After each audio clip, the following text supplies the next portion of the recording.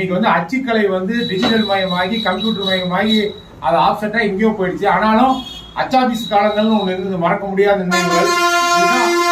அப்ப வந்து cinema ticket, bus ticket, Pudhumani பூவிழா, திருமண பத்திரிகை, கட்சி நோட்டீஸ், பொதுக்கூட்டம், அண்ணா கலைஞர் கூட்டங்கள்லாம் இந்த மாதிரி காலில் மிதிக்கிற அந்த மேனுவல் மிஷின்ல தான் அடிச்சாங்க.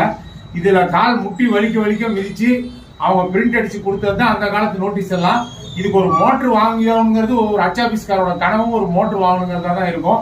அந்த எழுத்துக்களை கோக்கிறது, பிறகு அதுக்கு மை தடவுறது இந்த இடத்துல, பிறகு 2-3 மை கலந்து புது கலரை உருவாக்குறது, அப்புறமா குத்துசீல போட்டு நோட்டை பெயிண்டிங் பண்றது, காலிக்கோ பசை, இந்த மாதிரி கடினமான உழைப்பு. ஸ்கூல் தோற தான் ஏகப்பட்ட பெயிண்டிங் ஒர்க் மழை போல வரும்.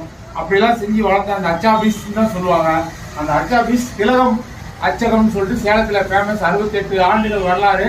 எங்க மாமா கோவிந்தராஜ் அவர்கள் துவக்கியது. இப்ப எங்க மாமா பையன் துரைராஜ் அவர்கள் வந்து நடத்திட்டு இருக்காரு. அங்க இருக்கிற இந்த